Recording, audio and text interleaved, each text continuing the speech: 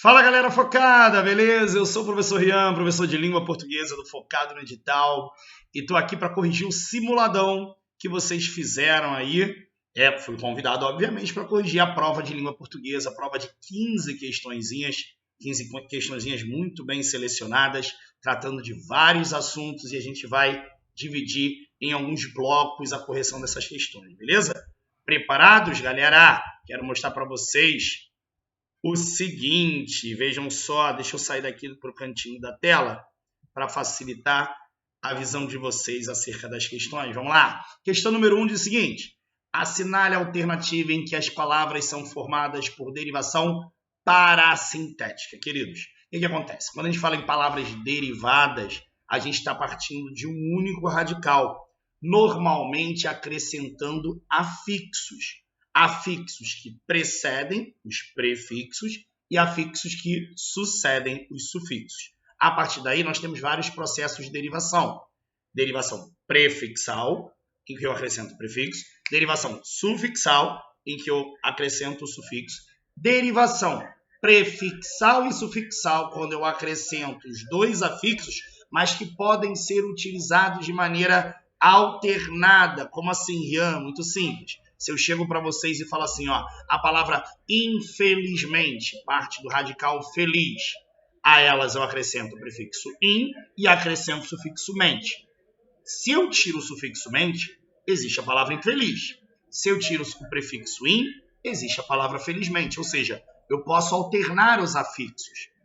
Na derivação parassintética, que é o que a questão está pedindo, eu também tenho prefixo e sufixo. Só que eles têm que ser colocados simultaneamente, ao mesmo tempo. Ou seja, se eu tirar um deles, o que sobra não existe na língua portuguesa.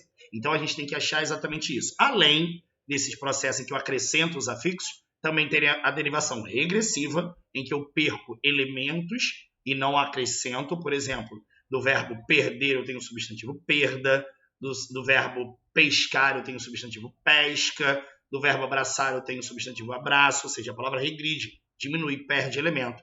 E também tem a derivação imprópria, também chamada de conversão, quando a gente muda a classe gramatical da palavra. Bom, na derivação parassintética, queridos, vamos ver as alternativas? Letra A, abençoar. Abençoar vem de bênção. Veja que a palavra bênção, o radical de bênção, eu acrescento o sufixo a, o prefixo a e o sufixo oar, para a formação da forma verbal. Veja que não existe bençoar nem a benção. Então, nesse caso, é derivação parassintética, porque os dois afixos devem ser utilizados simultaneamente no radical, derivação parassintética, a primeira palavra. Enriquecer vem da palavra rico. Galera, tem o prefixo em e o sufixo ecer, formador da forma verbal. Rian, QU faz parte do radical? Sim, porque é uma questão de adequação fonética. Na verdade, o radical é ric, R-I-C. Mas se eu ponho RC, é o verbo enriquecer, não. Para ficar essa questão do ric, houve a adequação, o C virando QU, por isso que ele é o radical. Nesse caso, veja, não existe enriquecer, não existe enrico, então nesse caso é derivação parassintética. Ambos são acrescentados simultaneamente. Desalmado vem da palavra alma, eu tenho o prefixo des, eu tenho o sufixo ado, não existe desalma, não existe almado, nesse caso tem derivação também parassintética. Pessoal, aparentemente a letra A, vamos ver as outras. Letra B, inacreditável, deixa eu voltar, inacreditável vem de acreditar. Galera, tem o prefixo in, tem o sufixo ável. Veja, existe inacrédito, acreditável.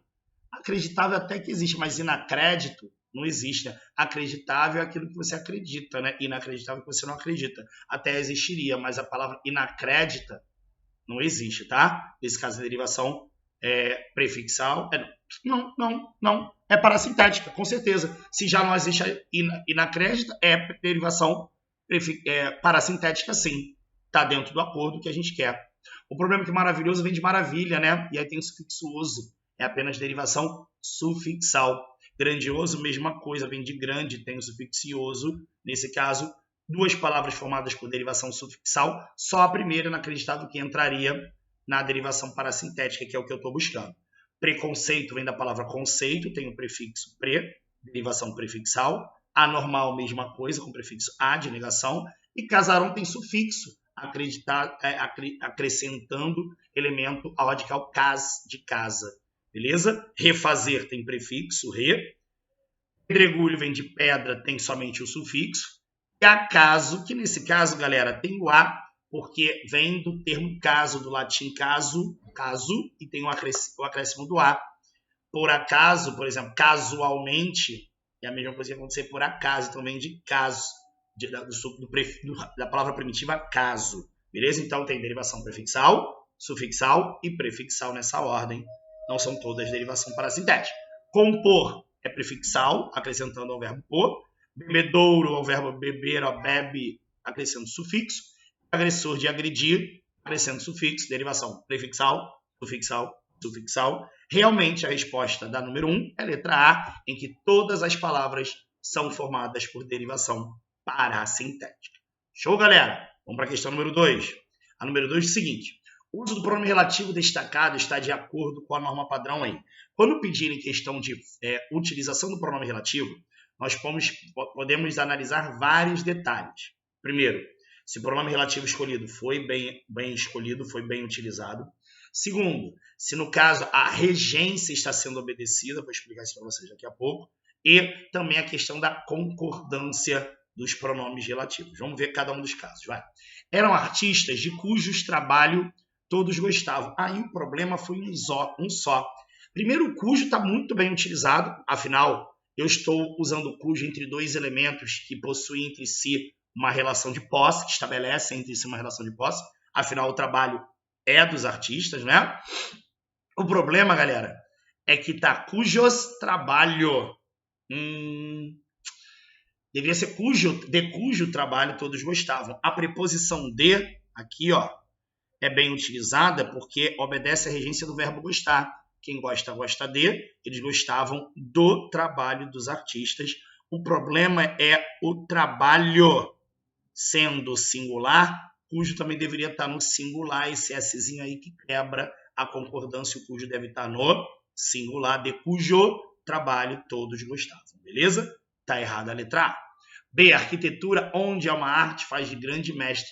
Galera, onde é um pronome relativo que equivale a em que, e consequentemente, onde só pode ser usado para a ideia de lugar. Galera, arquitetura, que é uma arte, esse onde está mal utilizado.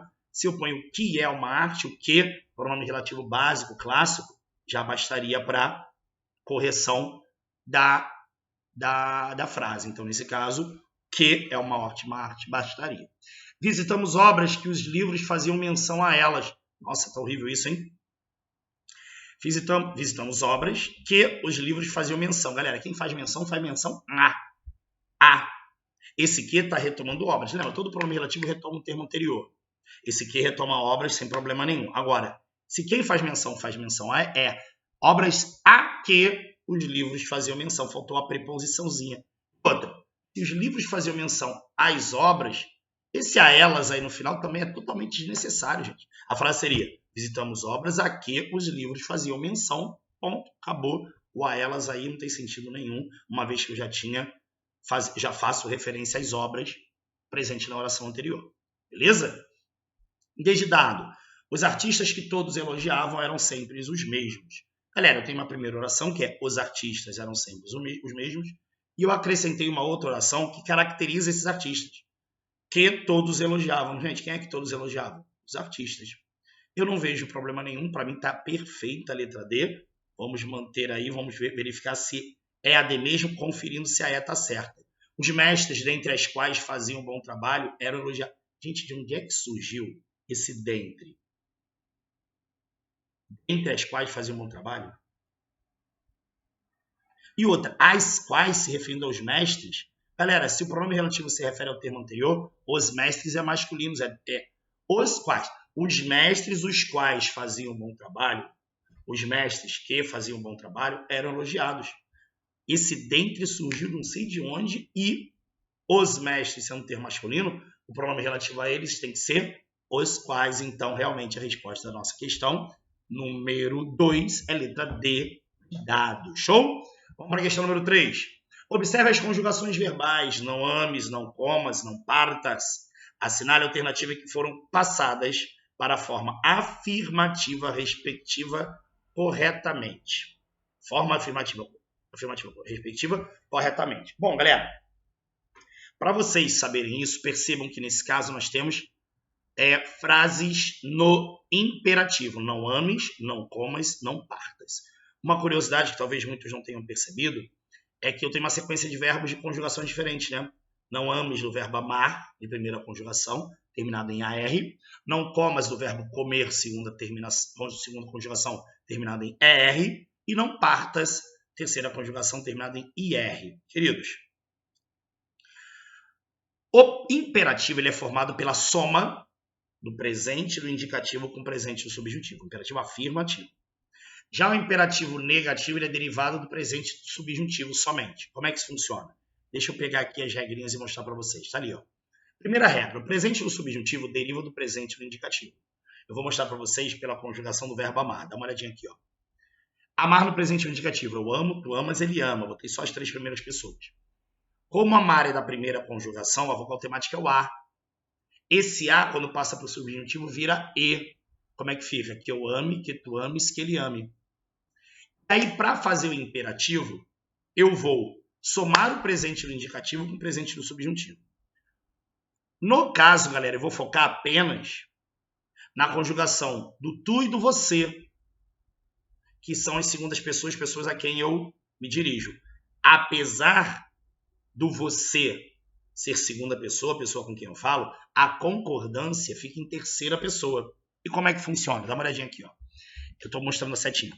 As segundas pessoas do presente do indicativo, tu e vós, montam o imperativo afirmativo sem o S. Ou seja, eu vou tirar o S do ama e jogar para cá. Vai ser ama tu. Agora, o restante do imperativo afirmativo é retirado do presente do subjuntivo. Então, você vai vir do subjuntivo. Vai ser ama tu e ame você. Aqui, ó. O ama, tirando o S, ó, tu, do presente do indicativo. E o você vai ser ame, do presente do subjuntivo. Correto? Agora, como é que eu faço o imperativo negativo? Eu copio o presente do subjuntivo, botando o não na frente. Que eu ame, que tu ames, que ele ame. Galera, aqui, isso aqui ó, vai ser transferido para cá, o imperativo negativo, botando o não na frente. Sem tirar nada. Lá no imperativo afirmativo, o tu, você tira o S da segunda pessoa. Ama tu. Agora, no imperativo negativo, você copia do subjuntivo sem tirar S nenhum. Beleza? Então, o que acontece? Ó? Não ames. Não ames. Como é que vai ser a forma afirmativa? Ama. Deixa eu envolver aqui, ó. A forma afirmativa é o ama. Lá não estava escrito não ames. A forma afirmativa é ama. Beleza? Vamos para o verbo comer. Presente. Eu como, tu comes, ele come. Subjuntivo. Eu como aqui, tu comas, que ele coma. Como é que mistura? Vai. O comes sem o S, come tu. E o coma, você. Beleza? A forma negativa é o quê? Não comas tu, não coma você. Como é que isso vai funcionar? Vai. Não comas, qual é a forma afirmativa? Comer. Come tu. Beleza? E o verbo partir, eu joguei um pouquinho mais para cá para não atrapalhar aí a imagem da tua conjugação, mas ó, é a mesma reta, tá? Primeira fileira. Presente no indicativo, eu parto, tu partes, ele parte. Presente subjuntivo, que eu parta, que tu partas, que ele parta. Somando os dois, ó, parte sem o S, parte tu. Tirando do subjuntivo, parta você. O negativo, copia o subjuntivo. Ó, não partas tu, não parta você. Então, a forma afirmativa do não partas é parte tu. Ou seja, galera, ama, come e parte são as formas afirmativas das formas negativas apresentadas no enunciado. Olha lá, ó. Não ames, não comas, não partas, fica fica ama, come e parte. Letra C. Perceberam isso? Ama, vou até voltar aqui para vocês conferirem. Ó. Não ames, fica ama. Não comas, fica comer. Não partas, fica parte. Beleza? Tranquilo? Toma, come e parte. Resposta número 3, letra C de casa. Show? Vamos para o número 4. Assinar a alternativa com a classificação correta no sujeito da oração. A. Trata-se de um investimento, galera. Quando a gente tiver o verbo tratar-se, trata-se de alguma coisa, nós temos aí um caso fixo, clássico de sujeito indeterminado. Trata-se de um investimento, a gente está falando de algo que eu não estou especificando. Trata-se de um assunto, trata-se de um investimento, aí você vai apresentar do que se trata. O que vem depois do tratar-se é objeto indireto, complemento do verbo. O sujeito do verbo tratar-se é indeterminado, não é a nossa resposta, uma vez que eu quero a classificação correta. B. Fez-se um estudo sobre o impacto, galera. Fez-se um estudo. Veja que aí eu tenho o clássico caso da voz passiva sintética. Lembra do famoso exemplo do vende-se casa? Quer dizer que a casa é vendida.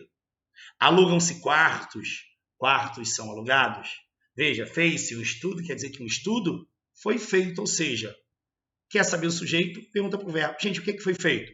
Um estudo sobre o impacto da digitalização, digitalização das cidades, quase que não sai de digitalização. Então, um estudo é a palavra estudo é o núcleo desse sujeito. Se é um núcleo só, sujeito simples e não indeterminado, como está apresentando a letra B. Letra C. Foi possível identificar um modelo que pode direcionar a transformação e a atualização do país em termos de energia. Sujeito oculto? Não, galera. Veja só. O que foi possível? Identificar um modelo que pode direcionar. Se você perceber, a coisa que é possível é determinada pela oração. Identificar um modelo que pode direcionar. Galera, tudo isso aí é a coisa que foi possível. Nesse caso, eu tenho um sujeito oracional. Ó, tudo isso que eu sublinhei, identificar um modelo que pode direcionar a transformação e atualização do país em termos de energia, é a coisa que foi possível. No caso, o sujeito oracional, classificando oração subordinada substantiva subjetiva, que exerce função do sujeito. Beleza, galera? Letra D de dado. O grupo de ação da indústria, formado por mais de 25 empresas, buscou avaliar... Gente, quem é que buscou avaliar de forma holística? O grupo de ação da indústria, galera. O grupo de ação da indústria é um sujeito simples e não composto, como está afirmando a letra D. Lembrando que na letra C falou que o sujeito era oculto e o sujeito era oracional. Galera, ficou claro qual é a resposta, né? Tá número 4. Choveram elogios. Eu sei que está errado, que eu decorei que chover é fenômeno da natureza, e fenômeno da natureza não tem sujeito, é caso de oração sem sujeito. O verbo é impessoal, por isso ele é invariável. Ó, tudo certo. Sim, verbo chover é invariável, porque ele é impessoal, não vai para o plural. Só que se você interpretar, chover aí não está no sentido de fenômeno da natureza, está no sentido figurado. Choveram elogios, ou seja, os elogios chegaram em grande quantidade. Ou seja, os elogios ao trabalho de proteção ambiental patrocinado pelo Ministério de Minas e Energia e pelo Ministério da Economia tem como núcleo o termo elogios. O sujeito é enorme, mas o núcleo é único. Elogios, sujeito simples. Nossa resposta da número 4 é a letra E. Capciosa, maldosa pergunta, né? Um sujeito enorme e muitas outras situações que podem confundir a sua análise, principalmente pelo fato do verbo chover, que tradicionalmente indica fenômeno da natureza. Aí está no plural. Muita gente não marcaria a letra E. É a nossa resposta. Número 5, vamos para a última desse bloco. Assinale a alternativa em que a colocação da crase e da pontuação estão corretas. Veja só que interessante. 2 assuntos pedidos numa única questão. A criança, sem a presença dos pais, não... calma aí. A criança, sem a presença dos pais... Faltou uma vírgulazinha aqui, né? Sem a presença dos pais, não assiste, galera. Assistir, no sentido de ver, de presenciar, pede preposição. O problema é que filmes, galera, se tivesse artigo, seriam os filmes. Por que ocorreu crase aí? Crase, tradicionalmente, é preposição mais artigo. Mas seria o artigo feminino, né? A ou as. Filmes é masculino. Assiste a filmes de terror. Nesse caso, seria só preposição. Ou eu poderia colocar artigo aos filmes de terror. Não é a resposta. Tanto a pontuação quanto a ocorrência da crase aí estão equivocadas, não é a letra A. B, no jantar das bodas de ouro, vírgula, muito bem utilizada a vírgula aí, separando o adjunto adverbial que foi deslocado. Pedimos arroz à grega, legal, a moda da Grécia, né? Subentendeu a moda grega, crase. E bife a cavalo, galera. Aí o a cavalo não é a moda de cavalo. Cavalo não cria moda, gente. Bife a cavalo é um bife feito às pressas. Cavalo é termo masculino, não subentende moda. É um termo caracterizador do bife em que cavalo é uma palavra masculina. Não rola. Bife a cavalo é bife feito às pressas, a cavalo, a jato. E como cavalo é palavra masculina, não ocorre crase aí. Até ocorreria se eu falasse assim, quer ver? Ele cortou o cabelo a Ronaldinho, a moda do Ronaldinho. Comeu um bacalhau a Gomes de Sá, a moda do Gomes de Sá. Subentendeu a moda? Pode ocorrer crase de palavra masculina. Mas aí cavalo não cria moda nenhuma. Bife a cavalo é sem crase, tá, gente? A letra B parece perfeita, galera. Vamos confirmar se a C, a D e a E tem problema? C. O sino da igreja tocaria daqui a 1 hora. Galera, tempo futuro, daqui a é só preposição. Essa ocorrência da crase está equivocada, é só preposição. Vírgula, para iniciar a festa. Qual é o problema aí, Davi? Que vírgula é essa, galera? O sino da igreja tocaria daqui a 1 hora para iniciar a festa. Diretão, tudo na ordem direta, não tem motivo nenhum para ter essa vírgula aí. O tema que escolhemos na reunião não interessa. Não, gente, a vírgula depois do sujeito. O sujeito é o tema que escolhemos na reunião. Vírgula entre sujeito e verbo não rola. Outra, a ninguém, galera, ninguém é um pronome indefinido. Como é que vai ocorrer crase antes de um pronome indefinido? Ora, crase normalmente é preposição mais artigo definido. Antes de pronome indefinido, galera, ó, não ocorre crase, tá? A ninguém, só a preposição. Interessa a alguém, a preposição. Todos cantaram. Ponto, para que esse ponto vírgula, gente? Sem sentido nenhum. Todos cantaram parabéns a você, seu aniversário. A você não vai ocorrer crase antes de pronome de tratamento. Você não aceita artigo. Só o problema foi esse ponto e vírgula sem sentido nenhum. Realmente, a resposta à nossa questão é letra B de bola. Show, galera? Tranquilo? Muito bem. Galera, estamos encerrando o primeiro bloco de correção de questões do simuladão de UF de vocês. E muito mais coisa pela frente. Vamos estudar. E aí, galera focada? Vamos continuar nossa correção? Vamos dar continuidade à correção das questões do simuladão da UF. Deixa eu descer aqui para não atrapalhar o espaço de vocês na correção. Vamos lá, galera. Para regular a concordância dos verbos, a norma padrão estabelece certos paradigmas que devem ser mantidos nos usos formais da língua. Com base nesse princípio, analise a adequação das formas verbais usadas nas alternativas com base em seus respectivos paradigmas e assinale a alternativa correta. Gente, enunciado grande a beça, né? Só para pedir para assinalar a alternativa em que não há erro de concordância, em que a concordância está adequada à norma culta. Muito grande o erro, mas vamos lá. Quando se tratam de problemas tão graves, não devem haver tantos empecilhos burocráticos. Jesus, hein? Galera, a gente tinha falado numa outra questão do verbo tratar-se. Esse ser que determina, que apresenta, estabelece um caso de sujeito indeterminado, faz com que essa forma verbal obrigatoriamente esteja no singular. Trata-se de, não é tratam-se de. Por mais que o termo problemas, que vem depois da preposição, esteja no plural, não concorda, tá? Não, quando se trata de problemas tão graves, não deve haver tantos empecilhos, galera. Aí tem uma outra situação que é a seguinte. O verbo haver, clássico caso de oração sem sujeito. O verbo haver, quando tiver sentido de existir, ele, verbo haver, não tem sujeito.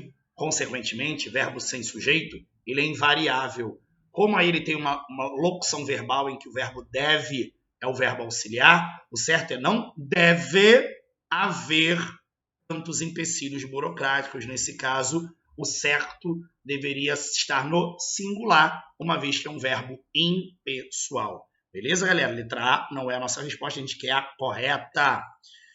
Letra B. Precisam-se de bons governantes no Brasil. É algo muito parecido com trata-se. Precisa-se de bons governantes. Por quê? Porque o verbo precisar aí está acompanhado do pronome da partícula de indeterminação do sujeito. Temos um caso de sujeito indeterminado. E quando nós temos um caso de sujeito indeterminado com a partícula ser, obrigatoriamente o verbo tem que estar no singular. Precisa ser bons governantes. Eu não estou determinando quem é que precisa. Sujeito indeterminado, verbo no singular, quando acompanhado da partícula ser. Beleza? Partícula de indeterminação do sujeito. Letra C de casa. Em um futuro próximo, haverá muitos carros. Aí, ó, novamente o haver com o sentido de existir, só que dessa forma utilizado de maneira correta, uma vez que ele está no singular. Eu não poderia falar haverão muitos carros concordando com carros, porque nesse caso é complemento do haver. O haver aí não tem sujeito, verbo impessoal, obrigatoriamente no singular. Circulando pelas cidades do Brasil, não vejo qualquer erro na letra C, por enquanto é a nossa resposta. D de dado, choveu, aplausos. Rian, eu acho que essa aí está certa. Chover, fenômeno da natureza, tem que estar no singular. A oração sem sujeito? Sim. Se estivesse no sentido de fenômeno da natureza, veja que aí choveu, aplausos vieram em grande quantidade. Aplausos no teatro após a apresentação da peça natalina. Nesse caso, chover está no sentido figurado, galera. Quer dizer que os aplausos surgiram, aconteceram. Nesse caso, chover tem como sujeito aplauso. Então, aplausos choveram, tá, gente? Aplausos choveram. Olha lá. Choveram aplausos no teatro. Letra D está errada. Fazia dias que o projeto estava na Câmara para ser aprovado. Temos aí o verbo fazer, com ideia de tempo passado, tempo decorrido. Fazer aí, nesse caso, por ter ideia de tempo passado, tempo decorrido, é mais um caso de oração sem sujeito. E, galera, quando a oração é sem sujeito, o verbo é impessoal, consequentemente, ele é invariável. Fazia dias, né? Faziam dias. Por isso, a resposta da nossa questão número 6, realmente a letra C de casa, beleza? Vamos à questão número 7. Marque a alternativa que contém a frase com a flexão para o plural de maneira correta. Olha aí novamente o trata-se, hein, galera? Falamos trata-se de alguma coisa, caso de sujeito indeterminado, obrigatoriamente verbo na terceira pessoa do singular. Não pode ser tratam-se de requerimentos, é trata-se de requerimentos. Verbo com sujeito indeterminado com a presença da partícula ser, verbo na terceira pessoa do singular. Valeu? B. Havia um sério obstáculo. Haviam sérios obstáculos? Não, galera. Lembra que o haver com o sentido de existir, ele não varia? Permaneceria havia, mesmo sérios obstáculos indo para o plural, o verbo não concorda por dois motivos. Primeiro, que sérios obstáculos não é sujeito, é complemento do verbo haver. E o verbo haver com o sentido de existir é verbo impessoal, é verbo invariável.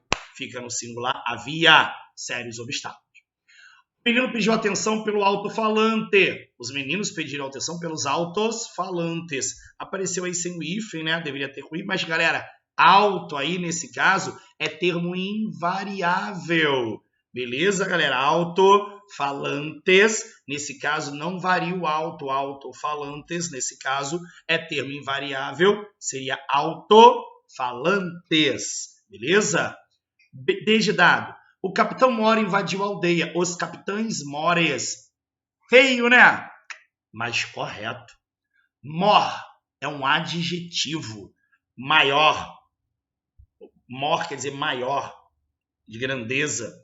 Plural de capitão, capitães. Plural de mor, mores. Lembre-se que substantivos terminados em R, como amor, valor, o plural vem em ES. Amor, amores, valor, valores. Mor, mores. Então, capitães mores está correto, galera. É a nossa resposta. Vamos confirmar com a letra E. A colheita da couve-flor começou. Galera, couve, substantivo. Flor, substantivo. Ambos variam couves, flores e não couve-flores. Então, o correto é os dois irem para o plural. Por isso que realmente a resposta da nossa questão é letra D, porque plural de capitão mor é capitães mores. Beleza, galera? Resposta número 7, letra D de dado. Vamos para o número 8. Permita-me ouvir o que dizem os astros, colega. Permita-me, colega, estou me dirigindo a uma pessoa. Permita-me ouvir alguma coisa. Que coisa é essa? Aquilo que dizem os astros. Assinar a alternativa com a classificação morfossintática correta. A expressão os astros é um objeto direto? Não. O que os astros dizem, os que dizem os astros, é o que os astros dizem. Os astros é sujeito do verbo dizer, é que está fora da ordem. É o que os astros dizem. Os astros não é complemento do dizer. É sujeito do dizer, não é objeto direto. A oração tem sujeito indeterminado? Galera, são duas orações, né? Permita-me, eu estou me dirigindo a alguém. Eu permito, tu permites. Permita, o sujeito é você. Permita-me você, pessoa a quem eu estou dirigindo. Não é indeterminado na primeira oração. E na segunda oração eu acabei de dizer que o sujeito do verbo dizer é os astros. Temos duas orações e em nenhum dos dois casos o sujeito é determinado. Pelo contrário, o sujeito é determinado nos dois casos. Você, que está implícito na primeira oração, e os astros, que está explícito, sujeito simples na segunda. Está errada a letra B. Se a palavra colega é um aposto especificativo, não, galera. A palavra colega aí é a pessoa a quem eu estou me dirigindo. Permita-me ouvir o que dizem os astros, colega. Ou eu poderia botar no início, colega, permita-me ouvir. Galera, pessoa a quem eu me dirijo, vocativo, não é aposto, tá? É vocativo. D, o termo o é um pronome demonstrativo. Ó, o que você fez não foi legal. Traduzindo, vai. Aquilo que você fez. Sim, galera, o pronome o pode ser, além de artigo definido, o rapaz, pronome pessoal oblíquo, ela o ama, ama ele. Permita-me ouvir o que dizem os astros, permita-me ouvir aquilo que dizem os astros, fazendo referência a algo dito pelos astros. Então, nesse caso, o é sim um pronome demonstrativo, é a resposta da nossa questão. E a letra E diz o verbo dizer, está no presente do subjuntivo? Não. Presente subjuntivo é que eu diga, que tu digas, que ele diga, que eles digam. Seria digam, dizem. É presente do indicativo, não é do subjuntivo. Realmente a resposta da questão é a letra D, dado o equivalente àquilo, é sim um pronome demonstrativo. Show, galera? Vamos para o número 9? O número 9 diz o seguinte. A oração destacada em... Gente, essa questão é mais interpretativa do que qualquer coisa. Porque às vezes você fica tão tenso, caraca, classificação de oração, socorro. Cumprimentei-o, eu cumprimentei ele ao lhe entregar o prêmio. Ou seja, no momento em que eu entreguei o prêmio a ele, eu o cumprimentei. Coordenada sintética explicativa, subordinada adverbial causal, reduzido de particípio. Não é reduzido de particípio porque o verbo ali é entregar, está no infinitivo, não seria. E mesmo assim não é a causa dele ter cumprimentado. Não, ao lhe entregar, quando lhe entreguei, no momento em que eu lhe entreguei, é claro que a ideia é de quê? De tempo. E, consequentemente, galera, é reduzida de infinitivo, por quê? Porque o verbo entregar está no infinitivo. Resposta é a letra C. Oração subordinada adverbial temporal, para trazer a ideia de tempo, reduzida de infinitivo pelo fato de... Por que reduzida? Porque está sem conectivo. Quando lhe entreguei... Aí esse quando seria um conectivo. A oração reduzida é a oração que não tem conectivo e que o verbo vai estar ou no infinitivo, ou no gerúndio, ou no particípio. No caso, reduzida de infinitivo, porque entregar está no infinitivo. Letra D, subordinado substantiva. Objetiva indireta? Não. Não é complemento do verbo. Não tem sentido ser objetivo indireta. Beleza? Resposta número 9 é a letra C de casa. Vamos à última questão desse bloco. Alunos do segundo ano foram visitar o Museu da Língua Portuguesa. Eles foram acompanhados pelo professor da escola. Considerando os fragmentos destacados, tem-se que tipo de coesão, galera? Eles quem? Os alunos do segundo ano. Esse eles. Pensem nessa frase sozinha, só a segunda. Se eu falo, sem mostrar a primeira, do nada eu falo assim para vocês. Gente, eles foram acompanhados pelos professores da escola. Eles quem? Percebeu que esse eles tem a necessidade de um outro elemento para que ele possa fazer referência a esse elemento? Sem um referente, o eles não tem valor semântico. Ele precisa de um termo a quem ele se refira. Por isso que, falei várias vezes, né? Referente, a quem se refira. Elemento referencial. Coesão por referência é quando nós temos um termo que se conecta a outro elemento da oração, que, no caso, por si só, não tem valor significativo. A coesão lexical, gente, é aquele caso em que, na maioria das vezes, nós usamos o hiperônimo. Como assim, Rian? O garfo estava na ponta da mesa. Minha mãe gritou, mas o talher caiu no meu pé. Talher retoma a ideia de garfo. Veja que garfo é um tipo de talher. Talher é o que a gente chama de hiperônimo, palavra mais ampla que absorve a ideia do talher. É igual falar assim, ó. Rian me deu uma ótima aula. O professor de português, está retomando Rian. Professor de português retoma a ideia do Rian. Você fala, o professor de português já tem sentido. Diferente do elemento de coesão referencial, que por si só não tem sentido, ele precisa de um referente, a coesão lexical, o termo que retoma outro, tem valor significativo. Ele por si só já tem uma informação. Nesse caso, normalmente ele tem um valor mais amplo para retomar um termo anterior. Ficou claro isso? Coesão elíptica é quando você omite um termo que já foi citado para evitar a desnecessária repetição, né? E a conjunção é o conectivo que estabelece relações semânticas entre orações. Por isso que a resposta da número 10 é a letra C, coesão por referência, porque eu preciso de um referente para que o termo eles tenha valor semântico. Show, galera? Resposta da 10, letra C. Seguimos na correção, vamos para o último bloco, para as últimas 5 questões. Vamos estudar. Fala, galera, e aí? Vamos fechar a correção do nosso simuladão. Vamos para as últimas 5 questões desse simuladão aí possuído que o nosso querido Manuel preparou para vocês. Deixa eu ficar pequenininho aqui no cantinho da tela e começar a analisar as questões. Número 11, leia o fragmento da música Águas de Março, de Tom Jobim, e responda a seguir. É pau, é pedra, é o fim do caminho, é um resto de toco, é um pouco sozinho, é um caco de vidro, é a vida, é o sol, é a noite, é a morte, é o nascer. Bem cantada, essa música é ótima. Galera, repetição de palavra ou expressão no início de versos ou no início de orações tem um nome. Considerando-se as palavras destacadas, a alternativa que apresenta a figura de linguagem presente nesse trecho é assíndeto, anacoluto, anágito, bonitinho, botou só figura de linguagem com A. Uma característica importante aí, galera, que todas as figuras de linguagem, lembra, a gente está falando de figuras de linguagem. Como a gente pode manusear a palavra, manusear o texto de uma maneira intencional.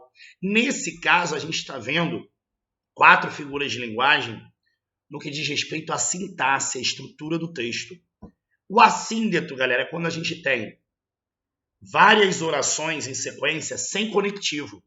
Lembra que as orações coordenadas podem ser sindéticas ou assindéticas? Sindéticas que têm conectivo, assindéticas não tem.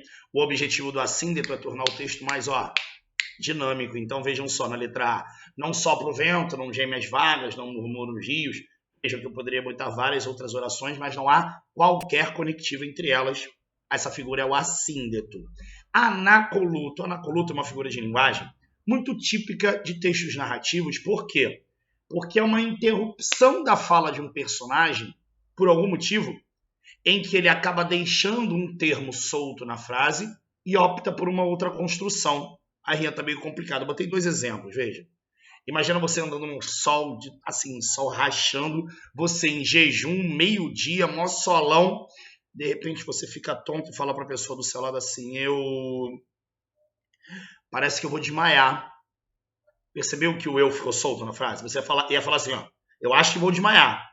A pausa você fez parece-me que vou desmaiar. Esse eu ficou solto na frase. Essa quebra em interrupção pode ser marcada de 2 maneiras. Ou por reticências, ou por vírgula. Simplesmente, pausa, parece-me que vou desmaiar. Na segunda frase eu botei assim, a minha vida... Imagina aquela pessoa que está ferrada da vida, né? Aí fala assim, minha vida... Tudo não passa de uns anos sem importância. Viu que minha vida... Provavelmente você vai falar assim, minha vida é merda, alguma coisa assim. Minha vida é porcaria. Aí ele quebra... Deixa o termo minha vida solto e opta por uma construção que agora o tudo é o sujeito. Isso é o anacoluto, é uma pausa, é uma quebra numa estrutura quando você acaba optando por outra, deixando esse termo solto na frase sem função. Isso é anacoluto, não é o que a gente tem daquela repetição bonita de do Águas de Março, não. Anástrofe é uma figura de linguagem tão rara, mas preste atenção, pode ocorrer. Quando eu tenho... Galera, todo termo preposicionado é um termo que está subordinado a outro. A anástrofe é muito parecida com outra figura de linguagem chamada de hipérbato. O que é o hipérbato? É quando os elementos da oração, a gente tem uma ordem natural, né? Sujeito, verbo, complemento, adjunto. Se os elementos da oração saem da ordem natural ou tradicional, o nome disso é hipérbato. No caso, a anástrofe é um tipo de hipérbato porque o termo preposicionado ele é sempre subordinado a um outro termo. Todo termo que é preposicionado, ele é subordinado ao termo que ele está preso. Então, você fala assim, a casa de Rian. O de Rian é subordinado à casa. Percebeu? Todo termo preposicionado é subordinado. E, normalmente, ele vem depois do termo. O que é anástrofe? É quando o termo preposicionado precede o termo regente, o termo que manda. Como, por exemplo, casa de Rian. Se eu escrevo de Rian a casa... Nossa, Rian, mas fica estranho. Olha o exemplo que eu coloquei. Da morte, o manto lutuoso vos cobre a todos. Qual é a ordem da frase? O manto lutuoso da morte. Veja que o termo da morte, caracterizador do manto, veio para frente do termo. O nome disso é anástrofe. É só isso. É o termo preposicionado vir para frente do termo regente, o termo que manda nele. Todo termo preposicionado é subordinado a outro. Deslocou o termo preposicionado para frente, o nome disso é anástrofe, tá ok? Galera, a resposta a uma questão é anáfora. Anáfora foi aquele conceito que eu falei logo quando eu li o texto, a música. Sempre que houver a repetição de uma palavra ou de expressão no início de versos ou de orações num texto em sequência, o nome disso é anáfora, repetição de palavra ou expressão no início de versos ou frases. Resposta da questão D de dado. Show? A número 12 também é de figuras de linguagem, eu achei legal porque ele agora foi para uma outra visão. Enquanto a gente estava falando da estrutura do texto, a 12 agora foi pela questão da ideia, do pensamento. Assinale a alternativa que apresenta a figura de linguagem que aparece no trecho destacado da frase abaixo. Consegui comprar essa casa graças ao meu suor, ou seja, eu suei, aí fui juntando o suor e vendi o suor. Ora essa, claro que não é graças ao meu suor. O que gerou o suor? O meu trabalho, o meu esforço, a minha dedicação. Percebeu que a palavra suor assumiu o valor de um outro termo ao qual você associa e compreende a informação? Que figura de linguagem é essa, galera? A, comparação? Não. Não estou comparando. Não estou comparando a suor ao trabalho. Não, o suor assumiu o papel de trabalho e você associa a ideia de trabalho. A comparação não, olha a letra A aqui, ó. Minha irmã é delicada... Botou aí o caso, errinho de concordância aí, que é na hora de digitação. Esse rapaz que digita o material, hein? Foi mal, gente, na hora de digitação passou. É delicada como uma flor. Minha irmã é delicada como uma flor. E aí? Nesse caso, veja que eu tenho o termo comparativo. O termo comparativo... Ih, rapaz, olha lá. Delicada. Quem disse que estava delicado aqui, gente? Delicada. O professor vai dar esse mole, professor. Galera, o fato de ter o conectivo como aqui, ó, que é um elemento comparativo, isso faz com que isso seja comparação.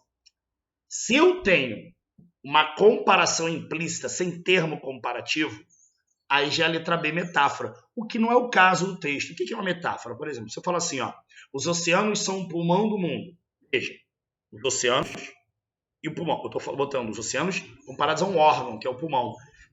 Nesse momento eu digo que o quê? Que é por meio dos oceanos que o mundo respira. Eu estou comparando os dois elementos apresentados. No caso do graças ao meu suor, eu estou tendo um caso aí de metonímia. Ué, Rian, mas metonímia não é a parte pelo todo? Então, você pode até associar que o suor é uma parte do seu trabalho, mas é uma representação, uma associação. O termo que eu gosto de usar para metonímia é associação. Quando você fala parte pelo todo, por exemplo, eu não tenho um teto para morar. Não é que me falta só o telhado, me falta a casa inteira. Mas viu que quando você ouve teto, você associa ao todo da casa? Associação. Isso é metonímia. Percebeu? Então, quando eu falo de novo, quer ver? Eu adoro ler Machado de Assis. Você não leu o Machado de Assis, você leu o livro dele. Mas olha a associação imediata do nome do autor em relação à sua obra. Metonímia. Percebeu? Catacrese já é aquela figura de linguagem que, na verdade, parte de uma metáfora. Porque você comparou, por exemplo, dente de alho. Um infeliz um dia viu um pedacinho do alho e falou, nossa, parece um dente. E o nome ficou. Dente de alho, pé da mesa, braço do sofá. Foram comparações usadas, mas que acabaram ficando pela questão do uso. De tanto que ficou sendo usado, popularizou e ficou com o nome. Olha só esse exemplo que eu botei, ó. Marquei já a metonímia, esqueci de marcar a metonímia como resposta. Catacrese, ó. Embarquei rapidamente no avião. Gente, se eu vou entrar num barco, não é embarcar? Eu vou entrar no avião, é avião usar? Se ligou que embarcar, que é entrar num barco, popularizou como entrar em qualquer veículo. Tanto que é na rodoviária, tem área de embarque e desembarque. É na verdade. Embarcar, que era originalmente entrar num barco, virou entrar em qualquer veículo. Então, nesse caso, catacrese é um caso de metáfora que se cristalizou, que de tanto se usar, ficou como nome de um termo ou de uma expressão. Beleza? Metonímia é a nossa resposta, porque você está associando o termo só à ideia de trabalho. Beleza, galera? Resposta número 12, letra C. A 13 é uma questão super interessante que fala sobre tipos de discurso. Dificilmente falam isso em cursos e eu achei maneiríssimo o Manuel ter colocado no simulado de vocês tipo de discurso. Dá uma olhadinha assim, ó. Observe o diálogo. Não posso fazer o relatório agora porque estou muito ocupado, esclareceu Jorge. Então me entregue até amanhã, pediu Alice. Veja que nesse caso tem a fala direta, discurso direto das personagens sendo apresentadas. A marca óbvia disso é a apresentação do travessão e da fala da personagem. Inclusive nós temos os tais verbos esclareceu e pediu, que foram exatamente o que fizeram Jorge e Alice no texto. Quando tem um discurso indireto, é como se o narrador assumisse a fala das personagens passando para o leitor. Dá uma olhadinha. A cenário alternativa que contém a correta transposição do diálogo acima, que é discurso direto, para o discurso indireto. Olha a letra A. Jorge esclareceu, sim, que não podia fazer o relatório naquele momento, porque estava muito ocupado, foi exatamente o que disse o Jorge. Alice, então, lhe pediu para que entregasse até o dia seguinte. Linda transposição, bonito. E a letra A, a resposta. Bonitinho. Veja que, nesse caso, o narrador conta tudo o que aconteceu e tudo que eles disseram, só que com suas próprias palavras. Ele assumiu a fala da personagem, passando para o leitor com as suas palavras, não com o discurso direto das personagens. Vamos corrigir o que está errado nas outras alternativas? B. Jorge disse que não ia fazer o relatório nesse momento porque estava muito ocupado. Lindo, lindo. Alice lhe pediu então que entregue... Não, que entregasse. Que entregue, não, que entregasse. O fato já ocorreu. O problema aqui é a questão do tempo verbal, entregue até o dia seguinte. Que entregasse até o dia seguinte. Jorge esclareceu. Letra C. O problema aqui é a questão do tempo verbal, que entregue, não, que entregasse. Tá? Jorge esclareceu que não poderia fazer o relatório agora, Agora não. Ah, letra D, B ainda tem, ó, nesse momento, né, naquele momento. A B ainda teve a questão para ser direta por nesse momento, naquele momento, porque foi dito no passado. Mesma coisa, Jorge esclareceu que não poderia fazer o relatório agora. Não, agora foi quando ele falou. Aí você tem que botar referente ao passado, naquele momento, naquela hora. Porque estou muito ocupado, não, porque estava muito ocupado. Nossa, gente, a questão do advérbio agora, mal utilizado, o estou, não, ele estava. Aí estou é como se eu estivesse sendo personagem. Alice, então, lhe pediu que entregasse até amanhã, não tem problema. Ou no dia seguinte, né? Deixa eu ver aqui. Entregasse amanhã, no caso, seria no dia seguinte. O amanhã também é um problema, tá? Porque amanhã, dependendo do quanto eu contar, podia ter passado, né? Jorge disse que não irá fazer o relatório hoje. Jorge disse que não irá fazer o relatório hoje. Não, hoje não, é naquele momento que ele falou. Volta aí. Hoje. Estou muito ocupado, disse. Ah, botou o discurso direto do cara? Ih, a D é triste, hein? Botou o discurso direto novamente? Não. Alice, então, lhe solicitou que entregue, não, que entregasse, até o dia seguinte. Nossa, muitos defeitos nas outras alternativas. Realmente a resposta é letra A. Para o número 14, gente, o número 14 diz respeito a um texto que fala o seguinte, pega aqui o texto, ó. O termo dado de pesquisa tem uma amplitude de significados que vão se transformando de acordo com domínios científicos específicos, objetos de pesquisa, metodologia de geração e coleta de dados e muitas outras variáveis. Galera, esse texto, se vocês perceberem, ele apresenta muitas informações e raríssimas passagens de posicionamento. Os posicionamentos do autor aí vêm através de uns pequenos adjetivos, em que ele acaba dizendo, deixa eu ver se eu localizo aqui no texto, ele fala assim, ó, as definições encontradas nos dicionários completos falham, ele fala que falham. Ele, de certa forma, está fazendo uma crítica, está fazendo uma análise, mas essa não é a essência do texto. Se vocês perceberem, o texto como um todo apresenta dados, informações, conceitos. É uma coisa muito mais informativa, beleza? Olha as alternativas. Letra A, argumentativa. B, descritiva. C, expositiva. D, instrucional. E E, narrativa. Vamos por partes, galera.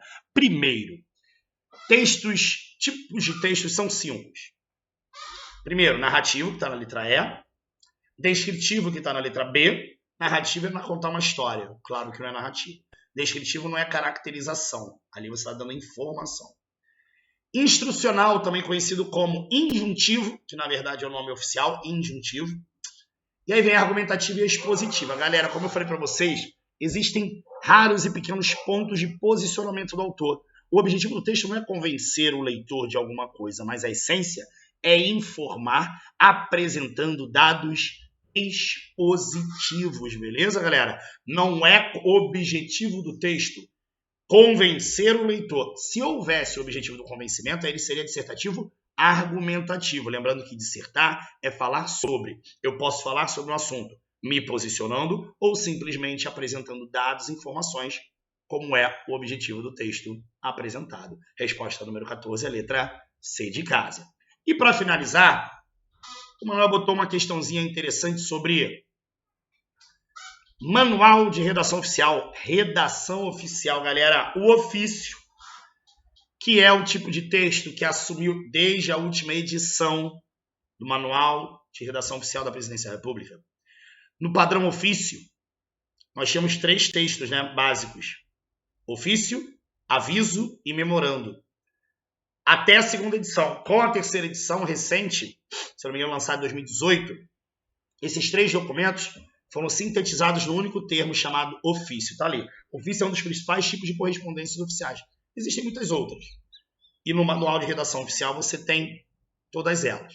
A cenário alternativa que apresenta as especificações da parte referente ao assunto do ofício. Galera, redação oficial é quando você estuda as características de um documento oficial, ou seja, um documento emitido por um órgão público. E aí ele coloca possíveis elementos componentes do trecho chamado de assunto, parte referente ao assunto do ofício. O que eu fiz para facilitar? Galera, infelizmente é isso. Tem que guardar todas aquelas características de um documento oficial, impessoalidade, formalidade, coesão e clareza. Lembra disso? Todas as características você, obviamente, tem que guardar. Mas pegar essas peculiaridades do padrão ofício em relação à formatação, elemento, questão do tratamento, tudo isso é importante vocês saberem. O que eu fiz? Eu peguei o trecho do documento, do manual de redação oficial e peguei o trecho que fala sobre o assunto. Tá lá, o assunto deve dar uma ideia geral do que trata o documento de forma sucinta. Sempre objetividade, clareza. Ele deve ser grafado da seguinte maneira, galera, ele coloca os 5 tópicos. Ó. O título, a palavra assunto deve anteceder a frase que define o conteúdo do documento, seguida de 2 pontos. Descrição do assunto feita de maneira concisa, bem rápida, no máximo com 4 ou 5 palavras. C, destaque todo o texto referente ao assunto, inclusive o título, deve ser destacado em negrito.